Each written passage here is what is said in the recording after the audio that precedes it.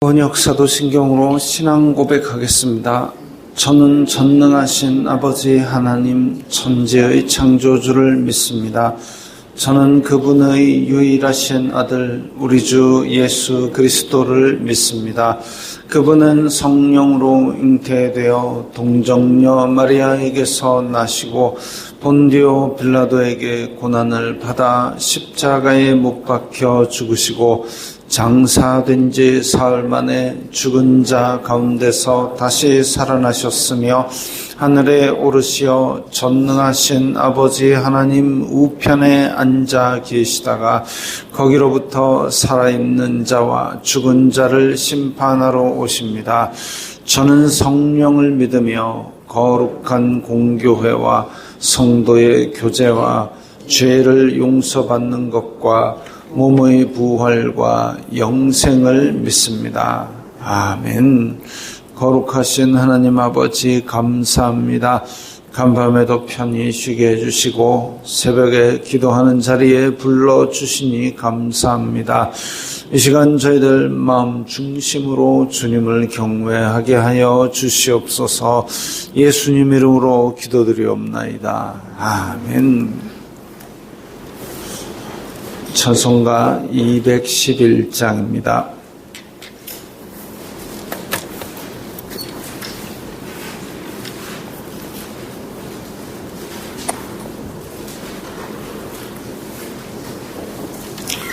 찬송가 211장입니다.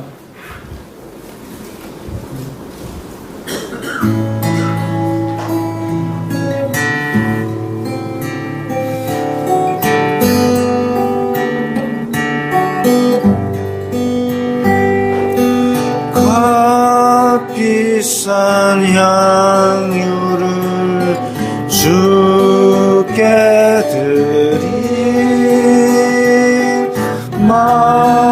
막달라 마리아 본받아서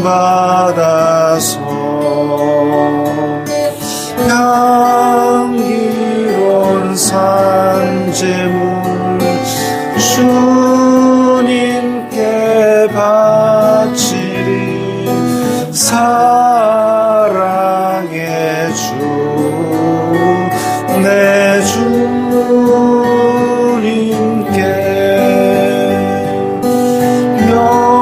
연약한 자에게 힘을 주고 어두운 세상에 빛을 비춰 성실과 힘내로 내 형제 이끌리 사랑의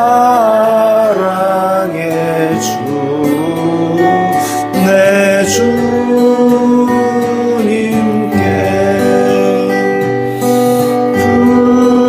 두려운 마음에 소망 주고 슬픔에 쌓인 자 위로하며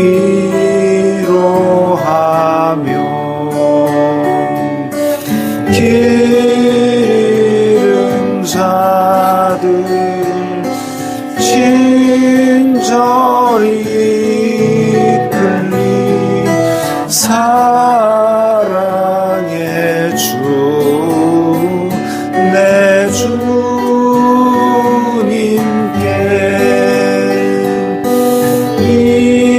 인생의 왕혼이 깃들어서 이 땅의 수고가 끝날 때에 주님을 섬기다 평안히 가리라 사랑의 주 내 주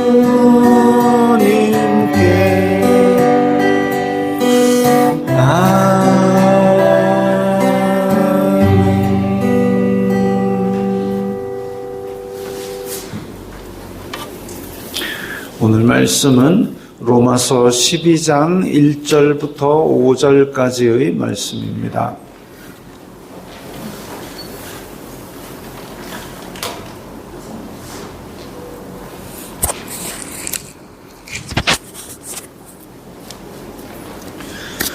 로마서 12장 1절부터 5절까지의 말씀 함께 읽겠습니다. 그러므로 형제들아 내가 하나님의 모든 자비하심으로 너희를 권하노니 너희 몸을 하나님이 기뻐하시는 거룩한 산 제물로 드리라. 이는 너희가 드릴 영적 예배니라. 너희는 이 세대를 본받지 말고 오직 마음을 새롭게 함으로 변화를 받아 하나님의 선하시고 기뻐하시고 온전하신 뜻이 무엇인지 분별하도록 하라. 내게 주신 은혜로 말미암아 너희 각 사람에게 말하노니 마땅히 생각할 그 이상의 생각을 품지 말고 오직 하나님께서 각 사람에게 나누어 주신 믿음의 분량대로 지혜롭게 생각하라. 우리가 한 몸에 많은 지체를 가졌으나 모든 지체가 같은 기능을 가진 것이 아니니 이와 같이 우리 많은 사람이 그리스도 안에서 한 몸이 되어 서로 지체가 되었느니라. 아멘. 그러므로 형제들아, 그래서 앞에 있는 내용들을 종합하여서 이제 새로운 권면을 하나 합니다. 하나님의 모든 자비하심으로 너희를 권하노니, 하나님의 자비하심으로 권한다. 그러니까 지금 바울의 권위도 아니고 이건 엄격한 규례도 아니고 정말 하나님의 그 사랑으로 권할 때에 뭘 권하느냐? 너희 몸을 하나님이 기뻐하시는 거룩한 산 제물로 드리라. 우리의 몸, 그러니까 몸뚱아리만 드리는 것이 아니라 우리가 이 땅에서 이 몸을 입고 있기 때문에 이 몸을 가지고 움직이는 이 모든 행동들이 다 우리의 영과 인격, 이 전인격적인 그런 생활입니다. 그러니까 우리가 뭔가 이 몸뚱아리가 앉아 있는 상태에서 영이 따로 떨어져 나가지고 기도하고 이렇게 그거는 영적 생활이고 이 몸뚱아리는 육적인 생활이고 그게 아니라 우리의 몸으로 행하는 모든 일들이 우리의 지정의를 다하는 영적인 생활이고 우리의 전인격적인 생활입니다. 그러니까 너희 몸을 하나님이 기뻐하시는 거룩한 산 제물로 드리라라는 것은 우리의 모든 일상, 우리의 전인격을 다해서 하나님께 거룩한 산 제물이 되란 얘기죠.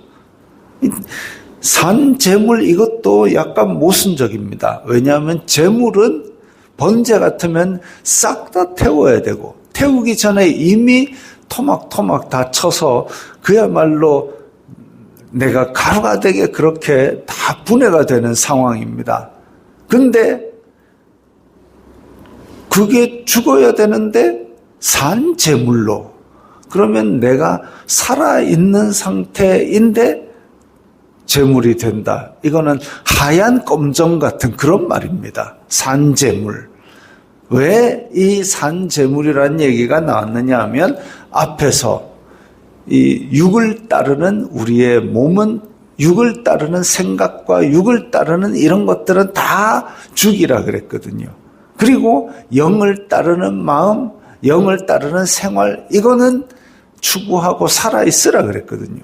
그러니까 이 땅에 살면서도 영을 따르는 그 마음을 따라 행하고 육을 따르는 그 마음은 수시로 무시로 돌아보면서 죽여야 되는 겁니다. 그런 삶이 바로 산제물입니다. 산제물. 그런데 이 산제물을 그냥 드리는 것이 아니라 하나님이 기뻐하시는 거룩한 산제물. 옛날 이스라엘 사람들은 예루살렘에서 제물을 드릴 때에 이 거룩하게 구별을 했습니다. 맨 처음에 자기 고향에서 출발할 때부터 흠 없는 흠 없는 양이나 소, 이렇게 흠 없는 재물을 따로 구별을 했죠. 그러니까 우리의 몸으로 하는 생활도 흠 없고 따로 구별된 사람, 세상 사람들과 구별이 안 되는 똑같은 사람, 똑같은 걸 추구하는 사람이 아니라 저 사람은 뭔가 다르다. 이런 구별이 있어야 되는 겁니다. 근데 그런 구별 중에서도 저 사람은 뭔가 다르다. 아이고 사악해라. 이런 얘기 들으면 안 되고 하나님께서 기뻐하시는 쪽으로 달라야 됩니다. 그래서 하나님이 기뻐하시는 거룩한 산 제물, 그런데 그게 산 제물이 되는 영적 예배가 어떤 방법으로 하느냐? 2절에 나오는 대로 너희는 이 세대를 본받지 말고 사람들 다 간다고 그 길로 가지 말고 오직 마음을 새롭게 함으로 변화를 받아. 우리가 마음을 어떻게 새롭게 할 수 있느냐? 바로 하나님의 말씀으로 가능한 것이지요. 하나님의 선하시고 기뻐하시고 온전하신 뜻이 무엇인지 분별하도록 하라. 이 말씀은 우리의 눈을 뜨게 해서 하나님의 뜻을 구별하게 해줍니다. 이 말씀은 하나님의 사람을 의로 교육하기에 유익한 말씀입니다. 그래서 하나님의 말씀으로 말미암아 우리가 자꾸만 마음을 새롭게 해야만 이 세대를 본받지 않고 이 세대의 물결에 떠내려가지 않고 거슬러 올라가서 하나님의 뜻을 분별하고 하나님의 기뻐하시는 구별된 삶을 살 수 있는 겁니다. 3절에 내게 주신 은혜로 말미암아, 이제 사도 바울에게 주신 은혜로 말미암아 너희 각 사람에게 말하노니, 사도 바울이 받았던 믿음의 분량이 있습니다. 사도 바울이 받았던 믿음의 분량은 이방인의 사도로 복음의 말씀을 전하는 것, 그렇습니다. 근데 각 사람에게 말하노니 마땅히 생각할 그 이상의 생각을 품지 말고 하나님께서 각 사람에게 나눠주신 믿음의 분량대로 지혜롭게 생각하라. 믿음의 분량대로 그렇게 생각하는 것이 지혜로운 생각입니다. 무슨 말이냐 하면 지금 그 뒤에 4절, 5절까지 쭉 다 그 흐름대로 생각하면 하나님께서 우리에게 주신 믿음의 분량들이 각자 있습니다. 제가 종종 이야기하기를, 여러분 만약에 우리가 이 세상이 어려운 믿음을 갖고 살아가기 어려운 시험과 환난이 닥칠 때에 우리는 그 믿음을 붙들고 흔들리지 말도록 해야 됩니다. 빌라델비아 교회는 적은 믿음을 가지고도 끝까지 충성하였는데 우리도 그렇게 해야 됩니다라고 얘기하면서 꼭 뒤에 붙이는 것이, 여러분 순교 당할까 봐 걱정하지 마십시오. 순교 아무나 하는 게 아닙니다라고 얘기를 했습니다. 왜냐하면 하나님께서 그 믿음의 분량대로 주셨기 때문에 우리가 흔들리고 우리가 실족할 만큼 그런 환난 시험을 주지 않으십니다.